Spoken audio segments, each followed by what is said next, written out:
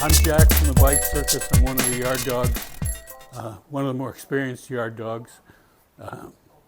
I'm here to talk this morning about returning to cycling. This is one of our bike festival events, and I'll give credit to the bike festival, give it that we're being sponsored by Cork County. What's it called? Sports Partnership and Bike Week nationally, and this is a free event sponsored by that to give some advice to people who are mature and seeking either return to cycling or to start cycling altogether. And frankly, I'm really envious of the opportunity that you have to do this because cycling opens a whole new world in your life. So if you've never cycled before and are considering cycling, you're among the very, very lucky people here. Because there's just nothing you can't do. For me, and the reason I'm such an advocate for it, cycling is freedom. In a world that's just full of things that say, don't do, you may not do this, you may not do that. Cycling is the last bastion of freedom. For instance, during the COVID lockdown, the very first thing that some people didn't notice in West Cork is that the guards increased their numbers, and they issued an administrative order from Dublin saying all persons over 70 were supposed to be self-policing but stay home. And I live by myself, and telling me to stay home meant telling me not to eat.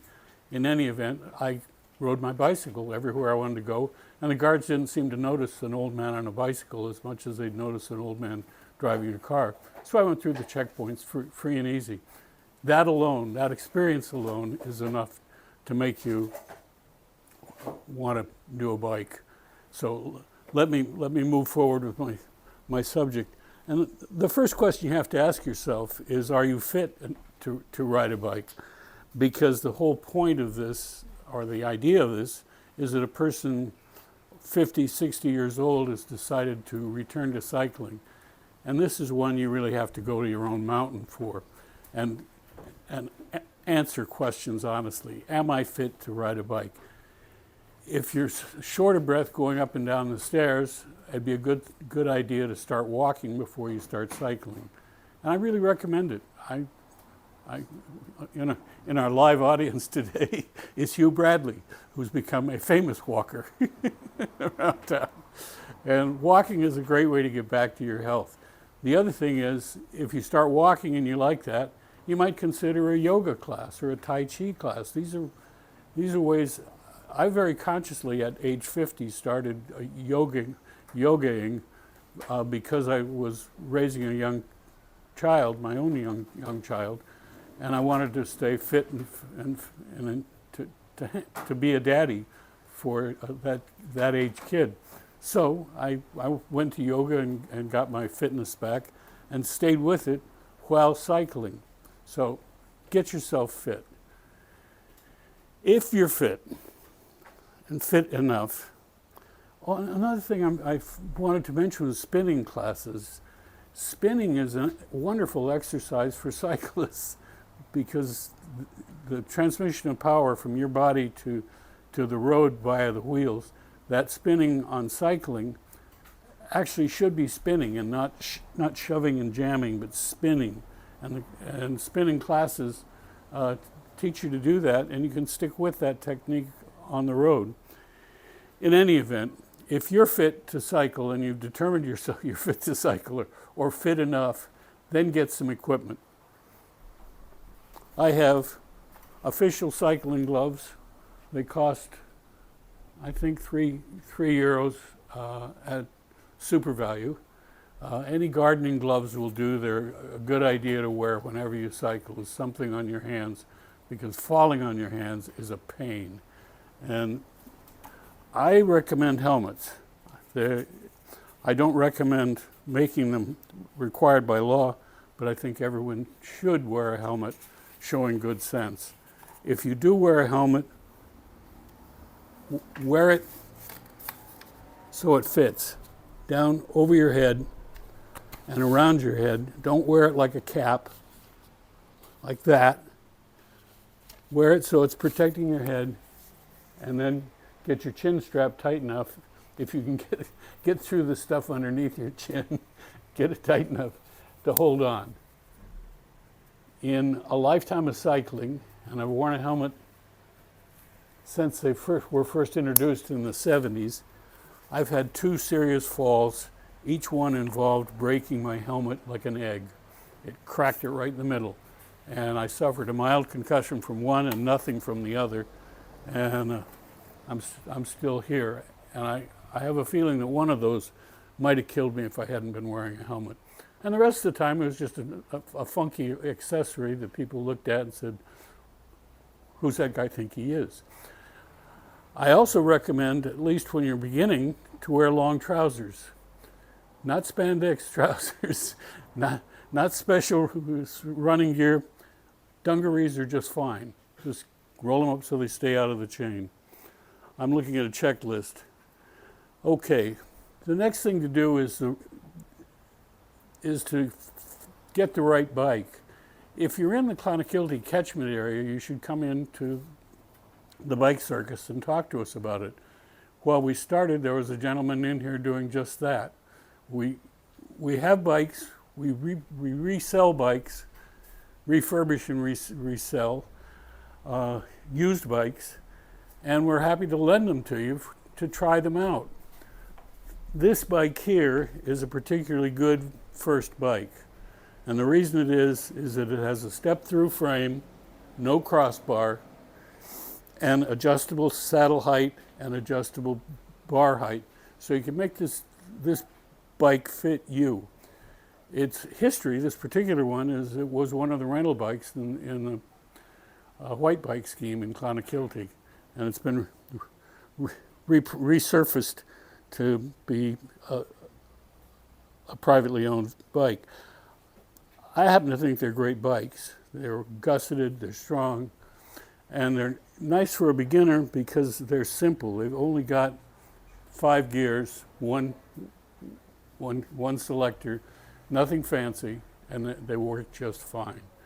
So as a basic bike, this bike could be a good one.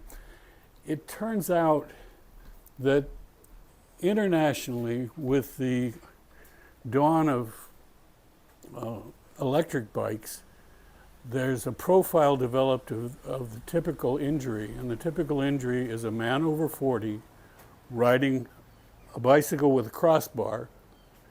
And the injury is that he falls over trying to mount that bike. It's just a fact.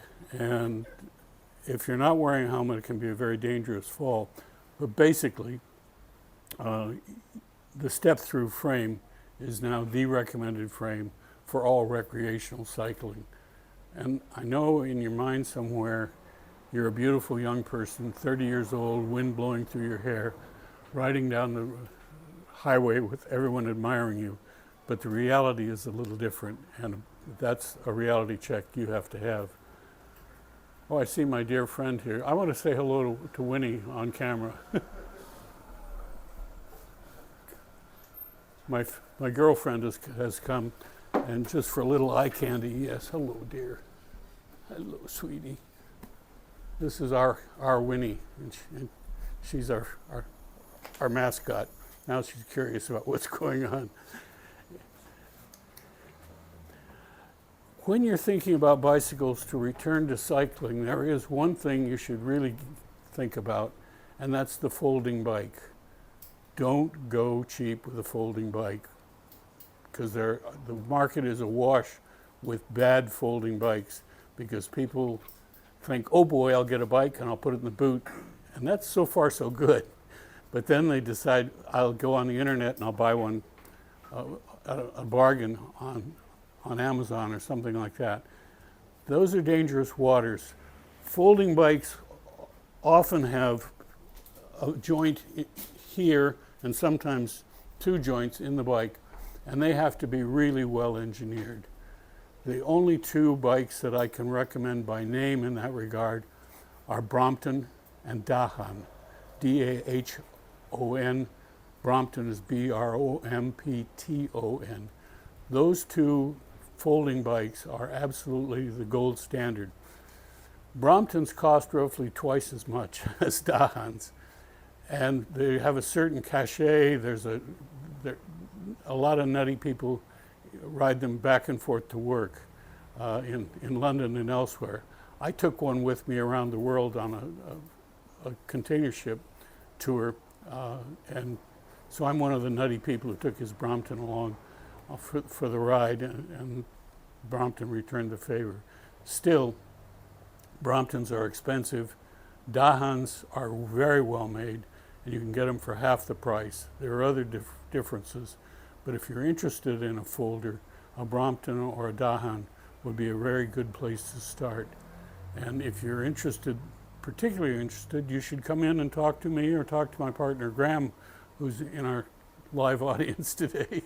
And Graham is a Dahan owner. I don't own any folder right now, but I've always had one around. My first experience with Dahans, or excuse me, with folders, was with my late wife Nancy many years ago. She was, as an adult, was learning to ride a bicycle. She'd never ridden before. And she was attracted to a folding bike, and I got her one, and discovered that because they have smaller wheels and you can mount them more easily, you get an immediate confidence with a folder that you don't get with a taller, leggier bike. And I think they're a really good choice as a learning bike for that reason. Once you've learned, many people would just stay with the folder, and here's the reason. What you want to do if you're an adult returning to cycling, what you're interested in is happy times on the bicycle. And the happy times can be had very, very well at any one of the greenways around Ireland and around the world.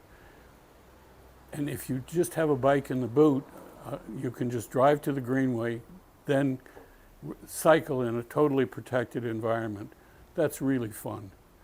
From Clonakilty, you can drive to Dungarvan in an hour or two, I guess about a 2-hour drive from here, and then ride from Dungarvan to Waterford on a greenway and never have to deal with a car. That's great fun.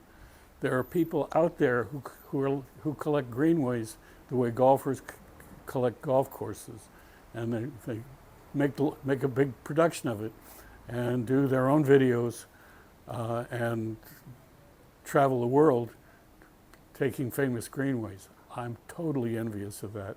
And that's a life that if you're thinking about cycling, you could think about joining. And that way you can sleep in B&Bs, you can be comfortable every night, eat in restaurants, and cycle in the day. And then when you're done with cycling, fold your bike, put it in the boot, and go home. It's a wonderful way to go cycling. And I really, really recommend it, particularly for older cyclists who don't want to deal with the traffic. The big disadvantage to cycling nowadays is having to deal with automobile traffic. And any way you can structure your cycling out of that, do it. Anyhow, I like the folding bike as a good bike to return to cycling. I need to check my checklist, if you'll forgive me.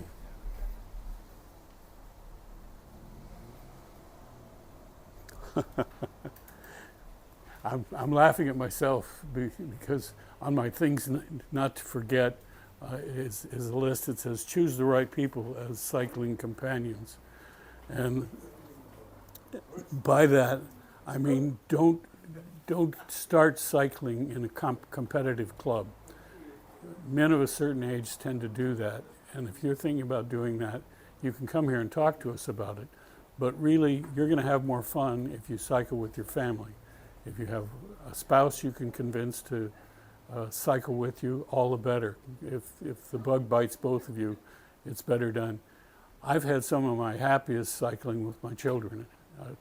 2 of my children have cycled with me in many places around North America as well as around Ireland. And it's a great family event. And but if not that, if you're single, A bicycle is a good way to broadcast that you're healthy and fit and available to have some fun. And so you can meet a better class of bum, as I told my daughter when I sent her off to college. You can meet a better class of bum on a bicycle than you can on a bar stool. And maybe I'll end our